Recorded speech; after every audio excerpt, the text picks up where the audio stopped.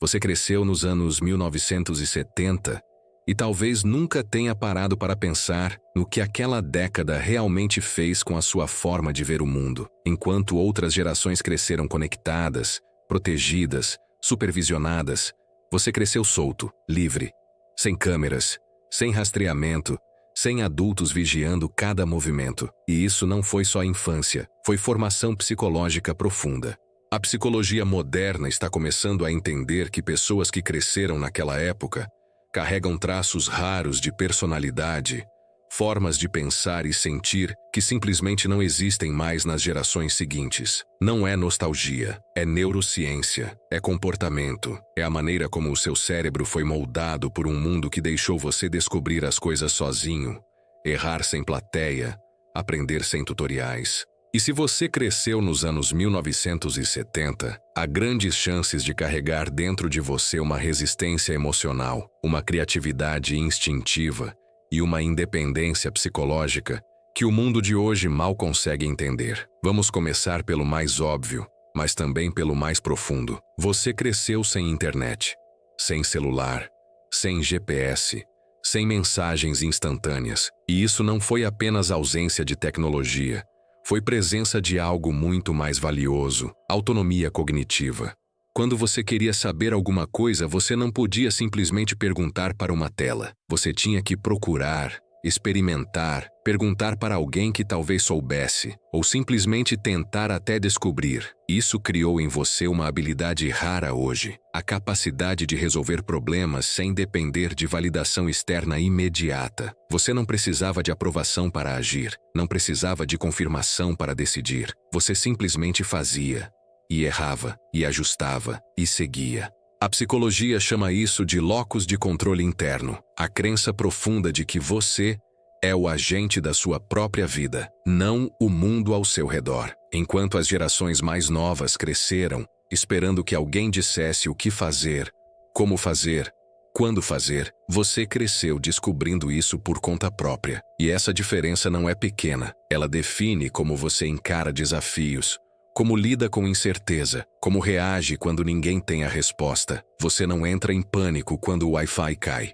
Você não trava quando o Google não resolve, porque o seu cérebro foi treinado para funcionar sem muletas digitais. E isso é uma força psicológica que poucos possuem hoje. Tem outro traço que talvez você nem perceba, mas que define muito da sua personalidade. Você sabe ficar entediado, e não só sabe, como sobreviveu a isso, e se tornou criativo por causa disso. Hoje, tédio é tratado como uma emergência emocional. Crianças recebem tablets aos 2 anos. Adolescentes não conseguem ficar 5 minutos sem checar o celular. Adultos dormem com notificações ligadas, mas você cresceu em tardes longas, silenciosas, sem nada para fazer. E sabe o que aconteceu? Você inventou, criou brincadeiras, imaginou histórias, transformou objetos comuns em aventuras. A neurociência hoje sabe que o tédio ativa áreas do cérebro ligadas à criatividade, ao pensamento divergente, à capacidade de gerar ideias do nada.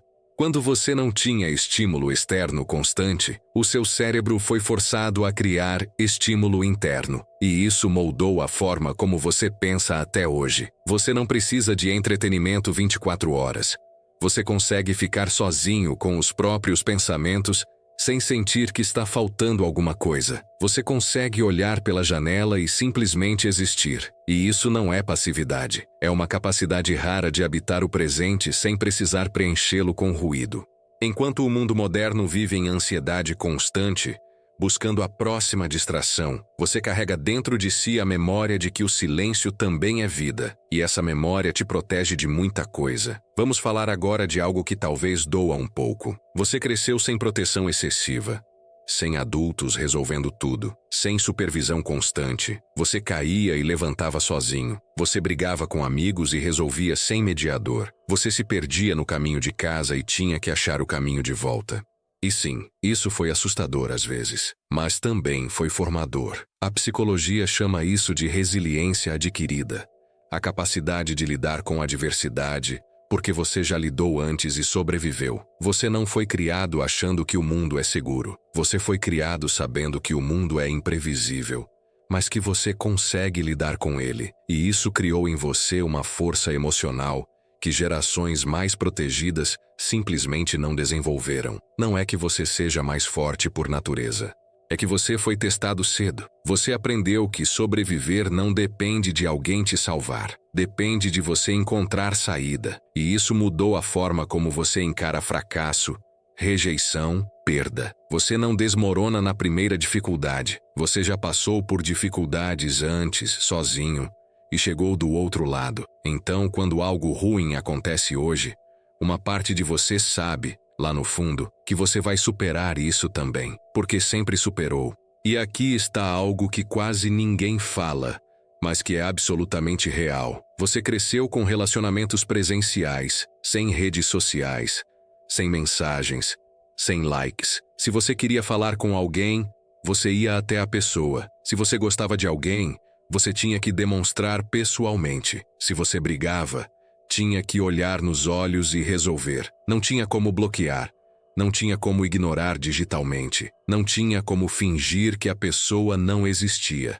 E isso forçou você a desenvolver habilidades sociais reais. Você aprendeu a ler expressões faciais, aprendeu a interpretar tom de voz, aprendeu a lidar com desconforto sem fugir. Hoje, as pessoas terminam relacionamentos por mensagem, evitam conversas difíceis mandando emoji, constroem personas online que não correspondem a quem elas realmente são. Mas você foi forçado a ser autêntico, porque não tinha filtro, não tinha edição. Você era você, na frente das pessoas, sem chance de esconder. E isso criou em você uma capacidade de conexão genuína que está se perdendo. Você sabe estar presente, sabe ouvir sem checar o celular, sabe conversar sem precisar de roteiro. E talvez você nem perceba o quanto isso é raro agora. O quanto as pessoas ao seu redor têm dificuldade de fazer o que para você sempre foi natural. Outro traço que merece atenção. Você tem memória muscular de liberdade. Você saía de manhã e voltava quando o sol se punha. Seus pais não sabiam onde você estava. Estava tudo bem. Você explorava, descobria, criava sua própria aventura sem precisar pedir permissão. E isso plantou em você algo que gerações mais recentes não conhecem. A sensação de que o mundo é seu para explorar. Não de forma arrogante, mas de forma curiosa. Você não tem medo de se perder. Na verdade, você até gosta um pouco, porque se perder sempre foi parte da jornada. A psicologia identifica isso como uma tolerância alta à incerteza. Você não precisa ter tudo planejado.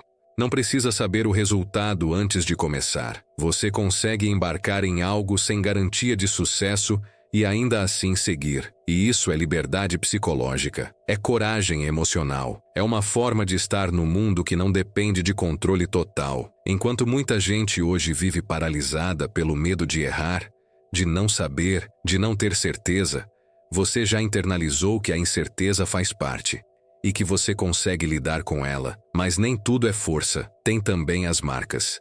Porque essa liberdade toda veio com solidão às vezes, com falta de supervisão emocional, com adultos que não sabiam nomear sentimentos. Você cresceu em uma época onde se dizia para engolir o choro, para ser forte, para não demonstrar fraqueza. E isso deixou sequelas. Muita gente da sua geração aprendeu a não pedir ajuda, aprendeu a carregar tudo sozinho, aprendeu que vulnerabilidade era falha. E isso criou uma espécie de solidão interna, uma dificuldade de se abrir, de confiar que alguém vai segurar o peso com você. Então você desenvolveu independência emocional extrema. E isso é força sim, mas também é defesa. Porque no fundo você aprendeu que não pode contar com ninguém. Que no final você está sozinho. E isso dói, mesmo quando você não admite. Então se você cresceu nos anos 1970 e sente que tem dificuldade de se conectar emocionalmente, de pedir apoio, de mostrar fragilidade, saiba que não é falha sua, é padrão da época, e reconhecer isso já é metade da cura. Tem um último traço que precisa ser dito. Você carrega dentro de si a memória de um mundo mais lento. Você lembra de tardes sem pressa, de conversas longas, de esperar a carta chegar, de não saber de tudo o tempo todo. E isso te dá uma perspectiva que o mundo atual perdeu.